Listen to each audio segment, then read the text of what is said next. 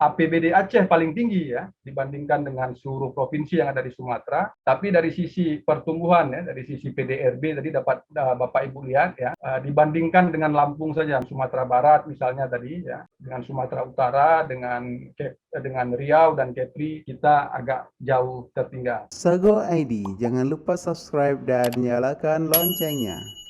Saya coba memberikan semacam mukadimah supaya nanti proses diskusi kita bisa menjadi lebih terukur, Bapak dan Ibu kemudian akan memberi komentar terkait dengan kondisi kontekstual Aceh sesuai dengan data terkini ya, data terkini dalam hal ini data BPS 2021, dan nanti silakan nanti memberikan beragam pandangan sesuai dengan pemahaman masing-masing yang tentunya kita harapkan ini akan menjadi kontribusi yang baik bagi masyarakat.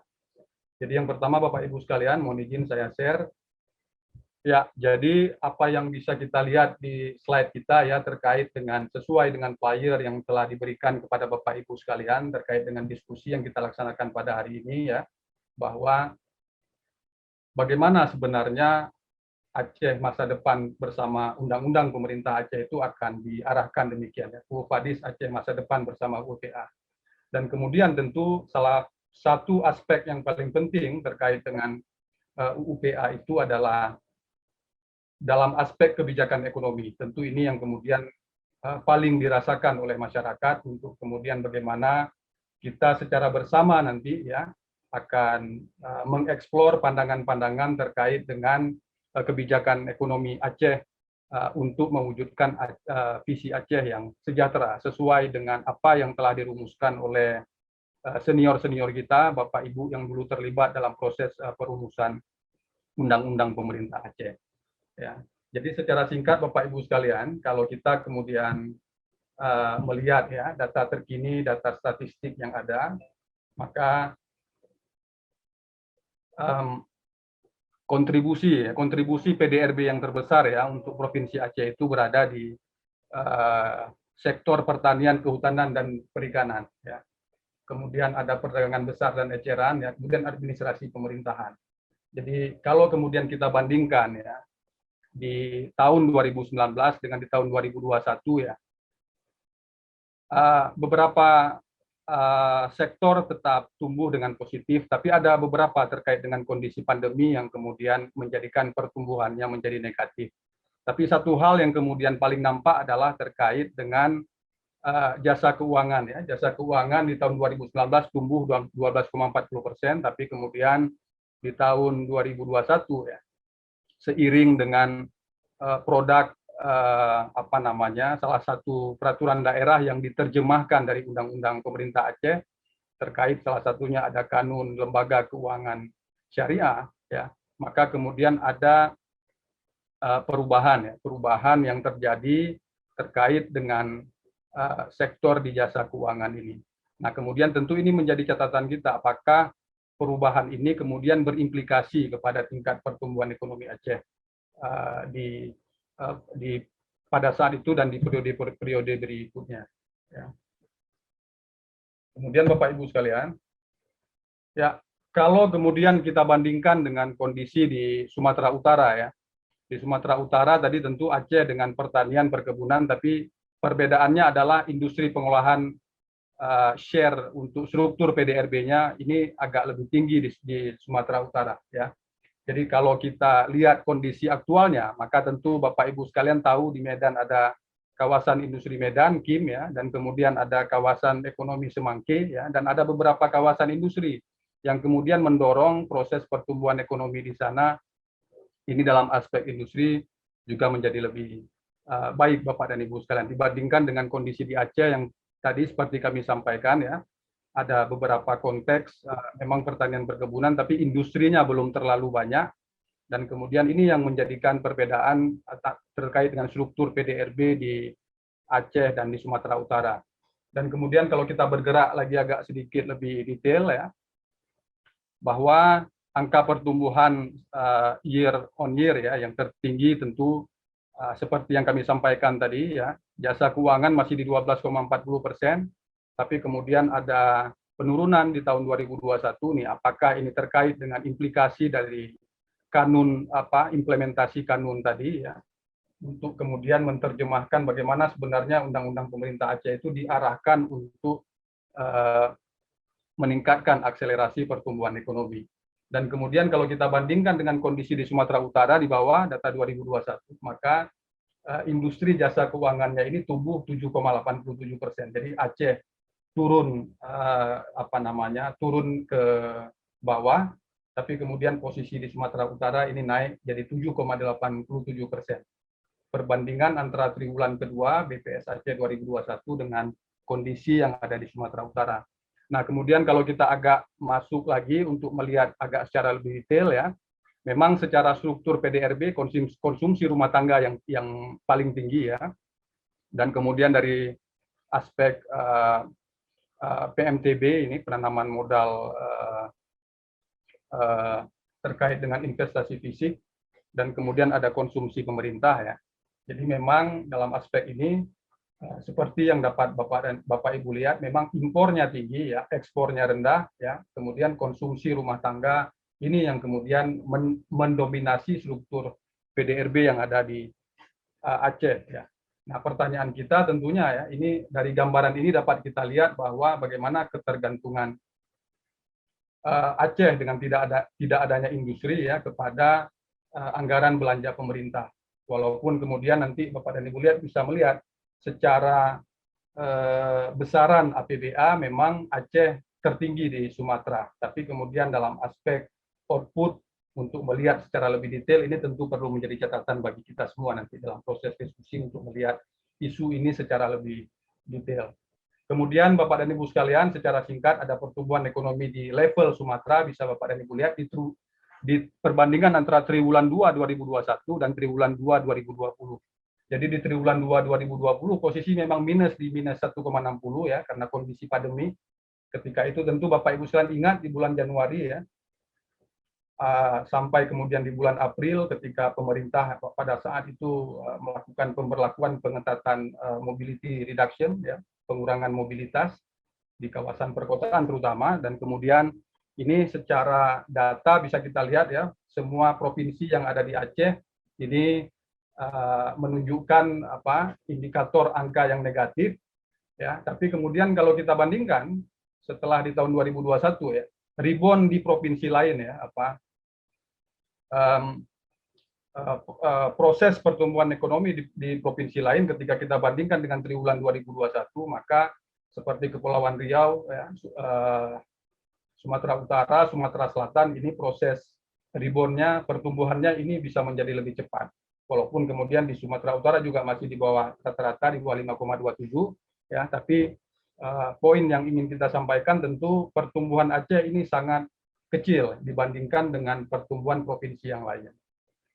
Tentu ini perlu menjadi catatan bagi kita Bapak Ibu sekalian di tengah anggaran yang cukup tinggi demikian, tapi kemudian secara pertumbuhan ekonomi ini dibandingkan dengan provinsi lain ini ada perbedaan akselerasi ya, perbedaan akselerasi pertumbuhannya.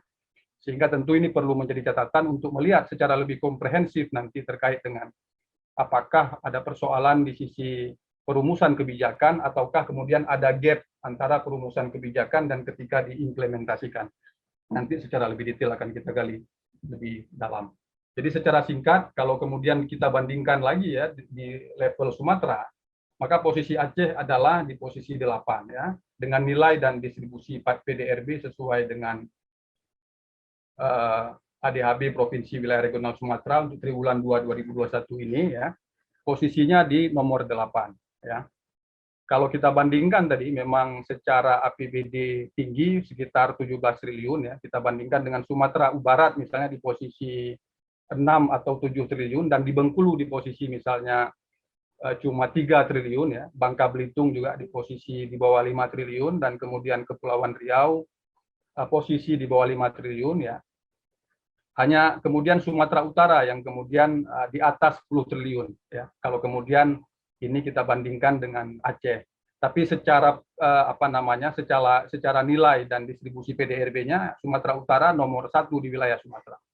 Ya, dengan APBD yang lebih kecil daripada Aceh, tapi dalam aspek nilai distribusi PDRB-nya ini Sumatera Utara nomor 1 dan kemudian diikuti oleh Provinsi Riau ya, walaupun APBD-nya lebih kecil daripada Aceh di kisaran 9 atau 10 triliun ya. Tapi kemudian ini bisa kita lihat bagaimana kalau kemudian aspek investasi ini memberikan kontribusi untuk mendorong pertumbuhan ekonomi itu lebih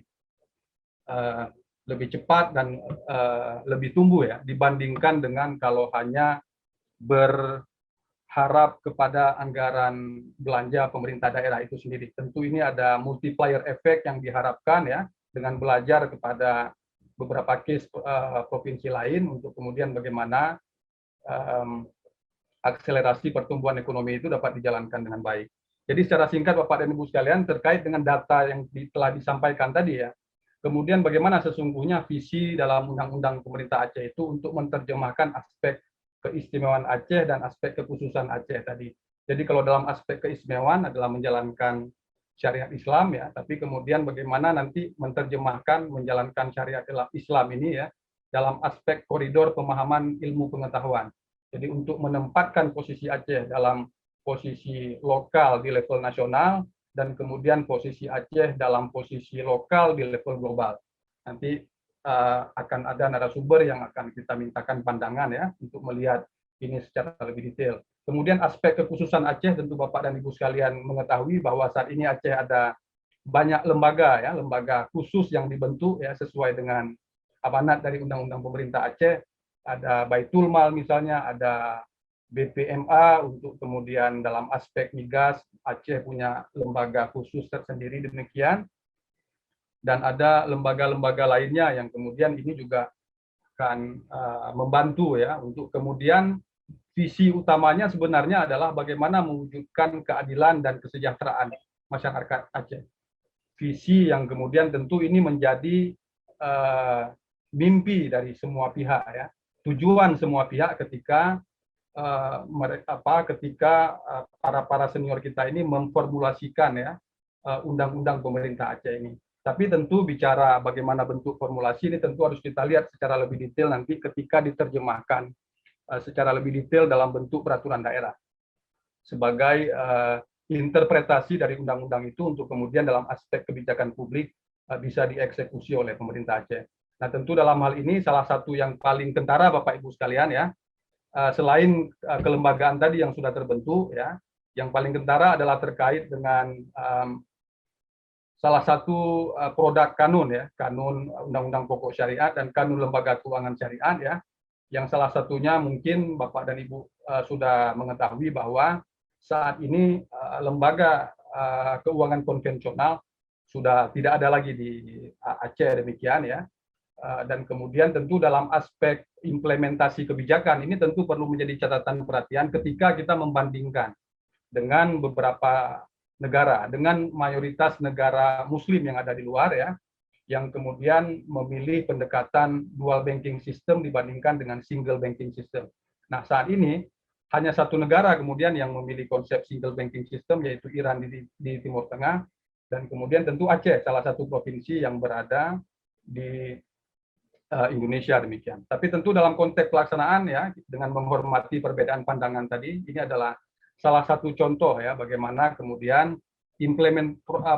implementasi dari UUPA itu kemudian ketika diterjemahkan dalam bentuk peraturan daerah ya, mungkin ya dengan menghormati perbedaan pandangan tadi ada sedikit perbedaan visi ya. Kalau di UPA sebenarnya disebutkan bahwa kewenangan pemerintah Aceh terkait dengan moneter, fiskal nasional demikian, dan kemudian sampai di pasal 196 disebutkan ada menetapkan persyaratan terkait kredit, suku bunga, dan perwakilan bank asing.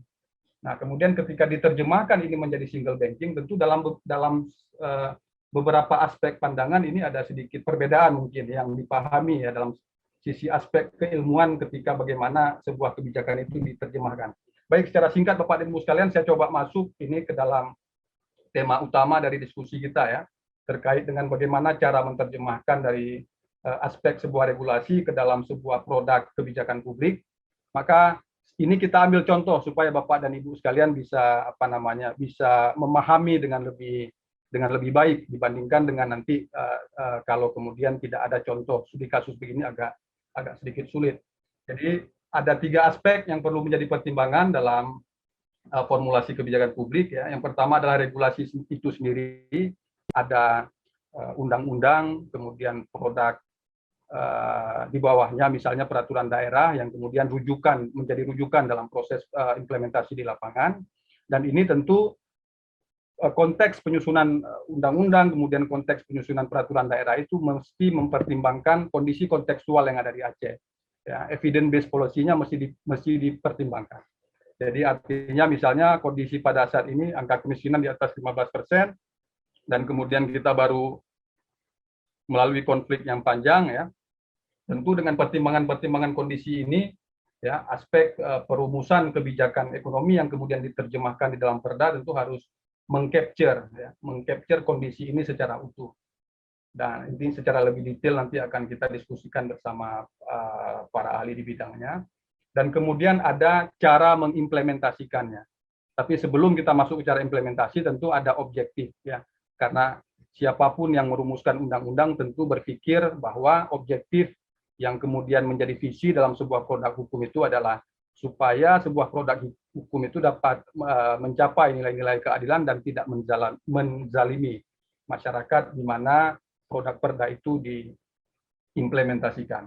Nah, dalam konteks ini sebagai contoh saja, maka tentu Malaysia misalnya, mereka dalam aspek kebijakan keuangan ya, dalam aspek lembaga keuangan ya, sebagai contoh ketika kita untuk memahami bagaimana konteks ini, mereka lebih memilih dual banking system karena dengan pertimbangan tentu bank konvensional misalnya ya sudah lebih dulu ada, dalam aspek permodalan mereka lebih kuat, dalam aspek SDM ini yang paling penting, dalam aspek SDM juga proses learning prosesnya sudah panjang ya, dan kemudian tentu sense of practice-nya ini tentu tidak bisa kita nafikan bahwa SDM itu memainkan peranan yang sangat penting untuk kemudian bagaimana sebuah lembaga keuangan itu menjalankan fungsinya untuk kemudian secara bersama untuk mengakselerasi pertumbuhan ekonomi. Tapi dalam konteks tersebut ya apa yang dirumuskan oleh perumus kanun lembaga keuangan misalnya sebagai contoh dari terjemahan undang-undang pemerintah Aceh, ini terjemahannya lebih kepada bagaimana dengan penghormatan kita atas perbedaan pandangan ya, kemudian bagaimana konsep single banking system ini untuk membebaskan riba misalnya bagi seluruh masyarakat Aceh. Tapi tentu dalam aspek implementasi perlu ada pertimbangan bagaimana mewujudkan aspek tujuan objektif keadilan dan tidak menzalimi itu sesuai dengan kontekstual dengan pertimbangan jasa infrastruktur perbankan yang sudah ada. Nah, dalam hal ini tentu nanti Bapak dan Ibu sekalian bisa kemudian saling berbagi pandangan ya dalam melihat bagaimana kondisi yang ada di lapangan ya untuk bersama menciptakan iklim kondisi pertumbuhan ekonomi, iklim berusaha yang lebih mudah ya, sehingga siapapun yang ingin berusaha di Aceh itu dapat merasakan iklim kondisi berusaha yang tidak sulit dan kemudian mempermudah mereka. Nah, kemudian setelah ini kemudian disusun Bapak dan Ibu sekalian, tentu pertanyaan kita apakah kemudian ya dalam aspek politis nanti ya yang di awal saya sebutkan tadi ini adalah pendekatan teknokratis dan partisipatori, tentu dalam proses pembuatan produk hukum ada aspek teknokratis, ada aspek partisipatorinya ya, ada konsultasi publik. Tapi kemudian ketika diterjemahkan di dalam konsep politis ya, apakah kemudian eksekutif dan legislatif menggunakan pandangan sesuai dengan tradisi keilmuan, sesuai dengan pandangan keilmuan, sehingga rumusan kebijakan publik yang diimplementasikan itu bisa dijalankan dengan baik. Nah, dalam hal ini tentu ada gap ya, karena kalau kita belajar dari case di Inggris, di Australia, di negara-negara maju ya, tidak seluruhnya kebijakan publik itu didasarkan kepada sebuah riset. Tapi ketika mereka memutuskan, eksekutif dan legislatif memutuskan, pandangan yang dijadikan sebagai sandaran dengan menggunakan data yang ada ini adalah sesuai dengan tradisi keilmuan yang mereka memang dalam aspek SDM sudah agak lebih mumpuni dibandingkan dengan kita. Nah, sehingga itu yang menjadikan salah satu aspek bahwa kondisi kebijakan publik bisa lebih berkualitas. Nah, dalam hal ini tentu nanti dalam aspek contoh-contoh kasus di level global ini tentu perlu kita diskusikan nanti secara bersama untuk kemudian saling memberikan masukan. Jadi secepat ini, jadi kemudian seperti yang saya sampaikan tadi, jadi yang mengimplementasikan konsep single banking system itu adalah Indonesia, adalah Aceh di Indonesia, dan kemudian Iran yang berada di Timur Tengah. Tapi tentu perbandingannya beda, kontekstual kondisinya berbeda ya Bapak Ibu sekalian. Iran dengan kondisi SDM yang lebih baik, walaupun diberikan sanksi oleh Amerika, mereka juga tetap bisa berdikari ya dengan potensi yang mereka punya. Nah, tentu ini perlu pertimbangan kontekstual dari dalam kita melihat bagaimana sesungguhnya sebuah produk UUPA yang awalnya ya, divisikan oleh kita bersama untuk menyusun mencapai visi keadilan dan kesejahteraan, tapi kemudian ada perbedaan pandangan ya ketika diterjemahkan, diinterpretasikan dalam bentuk peraturan daerah ya. Nah, itu satu hal, tapi belum hal lagi kemudian ada gap. Jadi setelah produk perda itu jadi, ada gap ketika diimplementasikan di dalam tataran kebijakan publik. Ketika kemudian pihak pemerintah kemudian menyusun anggaran, menerjemahkan supaya bagaimana visi kesejahteraan sesuai dengan amanat di dalam Undang-Undang Pemerintah Aceh itu bisa mencapai visi keadilan dan kesejahteraan bagi masyarakat. Jadi Bapak dan Ibu sekalian, sesuai dengan apa yang saya sampaikan di awal tadi, ya, ada beberapa rencana pengembangan kawasan yang sedang dilakukan oleh pemerintah Aceh pada saat ini. Yang paling nampak, yang paling jelas adalah KFK Aru, dan kemudian Biluk Sumawe, dan kemudian ada kawasan Pelabuhan Bebas Sabang yang berada di Kota Sabang. Nah, ini menjadi kawasan-kawasan yang direncanakan untuk menggerakkan pertumbuhan ekonomi yang ada di Aceh. Tentu harapan kita bagaimana supaya apa yang ada di dalam data BPS yang telah disampaikan tadi, ya, supaya mungkin ke depan ekspor lebih tinggi dibandingkan dengan impor, ya, dan sehingga dengan adanya industri ini akan menggerakkan akselerasi pertumbuhan ekonomi yang Aceh ke depan tidak bergantung kepada anggaran belanja pemerintah daerah, ya. Seperti yang dapat Bapak Ibu lihat tadi, APBD Aceh paling tinggi ya dibandingkan dengan seluruh provinsi yang ada di Sumatera. Tapi dari sisi pertumbuhan ya, dari sisi PDRB tadi dapat Bapak Ibu lihat ya, dibandingkan dengan Lampung saja, memang Lampung perbatasan dengan Jakarta misalnya, tapi dibandingkan dengan Sumatera Barat misalnya tadi ya, dengan Sumatera Utara, dengan Riau dan Kepri, ini kita agak jauh tertinggal. Sago ID, jangan lupa subscribe dan nyalakan loncengnya.